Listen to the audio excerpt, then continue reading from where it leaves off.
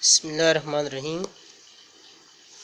Students, lecture number 73 for 17 June Wednesday. Exercise है, review exercise है 6 और ये पेज जो है 109 है। क्वेश्चन नंबर 5 को देखिए स्टूडेंट्स। तो क्वेश्चन नंबर 5 में क्या है वो क्वेश्चन को पढ़ लेता आपके जहन में इसके लिए हाका बन जाए।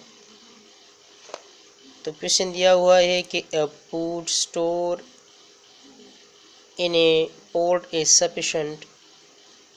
एक पोर्ट मीन्स किला।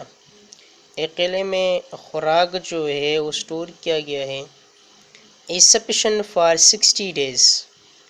वो 60 दिनों के लिए काफ़ी है पर 300 सोल्जर्स। अगर सोल्जर्स जो हो फौजी जो है 300 हो तो 300 सोल्जर्स के लिए 60 डेज के लिए खुराक स्टोर हो चुका है। If 200 soldiers are sent on a mission, अगर 200 फौजियों को एक मिशन पे भिजवाया जाए for how many days the same food will be sufficient। तो कितने टाइम के लिए यही खुराक काफ़ी होगा। तो स्टूडेंट्स देखिए, जब डेज 60 थे तो 300 के लिए काफ़ी था। अब 200 जो है वो मिशन पे गए हैं तो कितने रह गए, तो 300 से 200 को सब्ट्रैक्ट करो तो 100 ये मतलब है कि 100 सोल्जर्स के लिए ये खुराक फिर कितने दिनों के लिए काफ़ी होगा।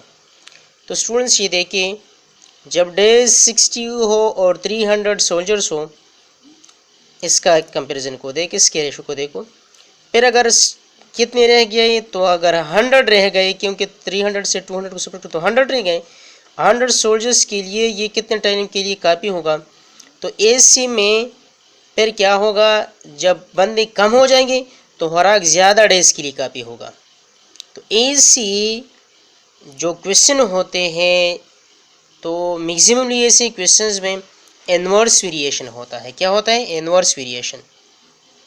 तो देखिए क्वेश्चन नंबर 5 का गिवन लेते हैं।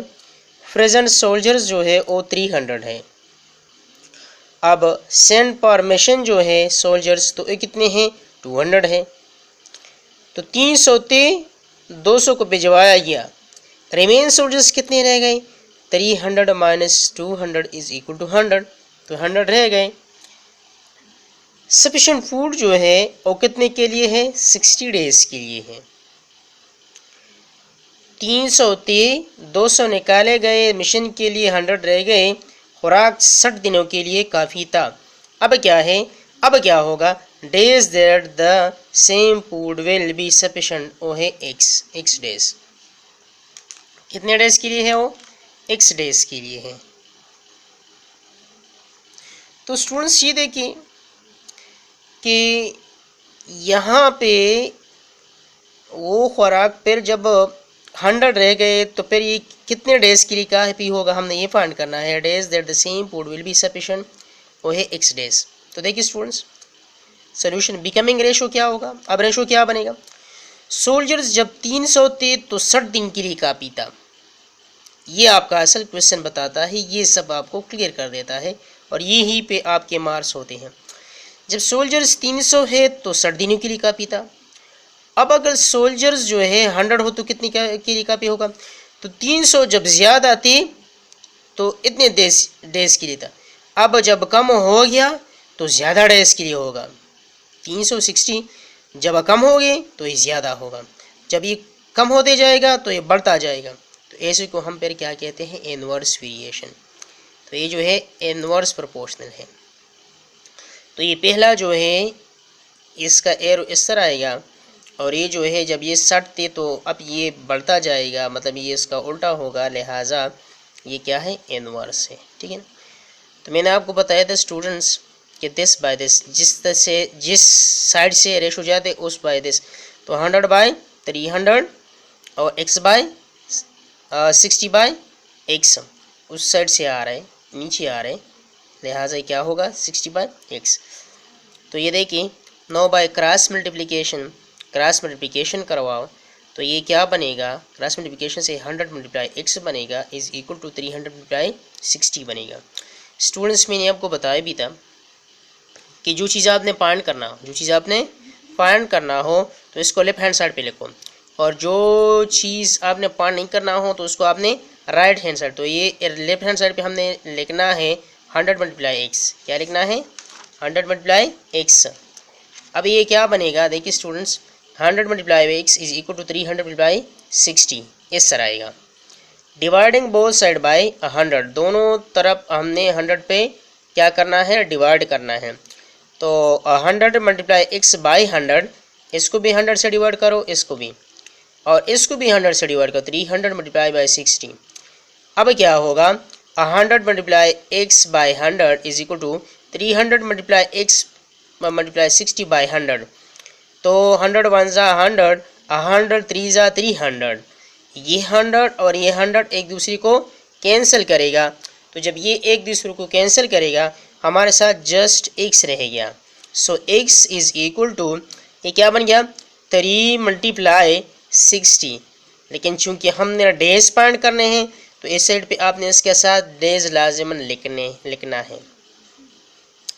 अभी क्या है, x is equal to 3 multiply by 60 days. So x is equal to 3 0 जा 0, 3 6 जा 18 डेज। तो आपको जो डेज आपका रहेगा वो क्या होगा, hence x is equal to 180 days. मतलब ये हो गया कि वो खुराक जब पहले था तो वो खुराक पहले 60 बंदों के लिए काफ़ी था, 60 सोल्जर्स के लिए काफ़ी था। अब जो है वो 60 से ज़्यादा, मतलब ये हो गया कि ये उसका कितना है, 60 मल्टीप्लाई 3, 60 मल्टीप्लाई 3, 3 0 जा 3 6 जा 18, मतलब मीन्स 3 टाइम्स उससे ज़्यादा आएगा। मतलब 3 टाइम्स डेज, वो 60 के लिए पहले काफ़ी था ना। अब ये जो खुराक है अभी ये 180 डेज के लिए काफ़ी होगा। ठीक है ना स्टूडेंट्स। तो इसी क्वेश्चंस का बहुत ज़्यादा प्रैक्टिस करवाएं, क्योंकि ये रेशियो प्रोपोर्शन वाले क्वेश्चंस, और इस वीडियोस को बार बार देखें। जहाँ पर आपको समझ नहीं आ रहा तो इसी वीडियोस को बहुत ज़्यादा देखें ताकि आपका माइंड क्लियर हो जाए। ठीक है ना स्टूडेंट्स।